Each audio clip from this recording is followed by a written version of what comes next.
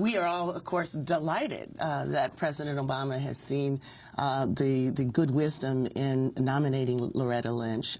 It couldn't come at a better time for him, given how much pressure the administration has been under over the last 10 months to actually recognize that women of color do exist.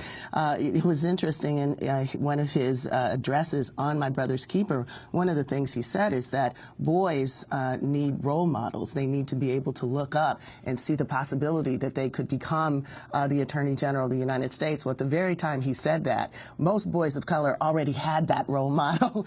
And the question was, would he recognize that the one constituency that has not yet had that opportunity to look up and see someone that looks like them in that position had been women of color? So we kind of scratched our heads about, gee, why doesn't he make this as an opportunity to provide that role model? And thankfully, he's done so. At this point, when the leadership of the Attorney General is so important, and when the importance of moving this particular candidate just serves so many purposes, it seems like low-hanging fruit.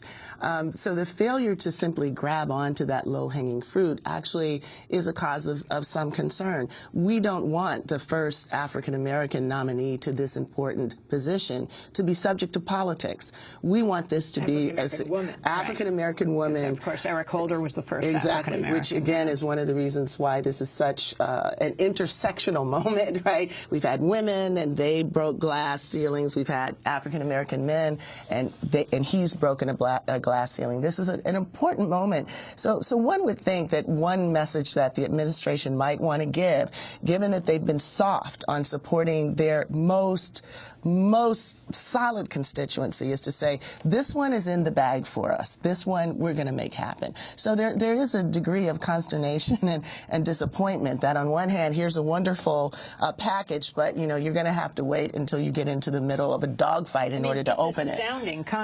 They'll be having a meeting today, but the fact that they're not using these weeks they have, Democrats in control, where they just need a majority to approve Loretta Lynch, that they're going to put this off and say, well, I'm sure the Republicans will do it. Well, this is disappointing, and for many of us who've watched the administration closely, this seems to be one of the gestures that has gotten the administration in trouble in the past. We'll show that we'll play nice, we'll show that we are not anxious to exercise power in a way that would force people away from the table, and that just seems not to have worked. And this is not one of those situations that I think we really want to play politics with. We have the power now to make this happen.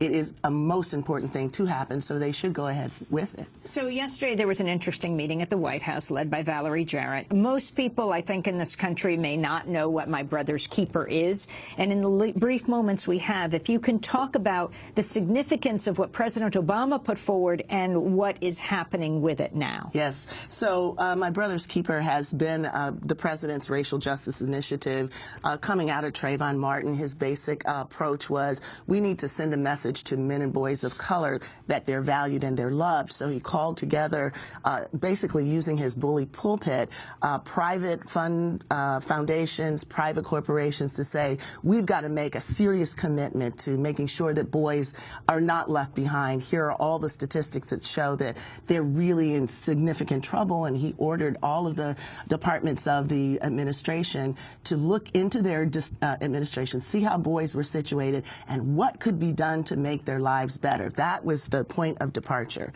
Many of us had been concerned about this. We thought, of course, it's important to send a message that people of color are in crises, but it's not just boys of color. So 1,400, 1,600 women, 200, 300 African-American men wrote letters saying, we cannot stand by while we exclude a whole half of our population who are living in the same neighborhoods, going to the same schools, having the same police encounters that men are, and watch as though those issues aren't happening to them.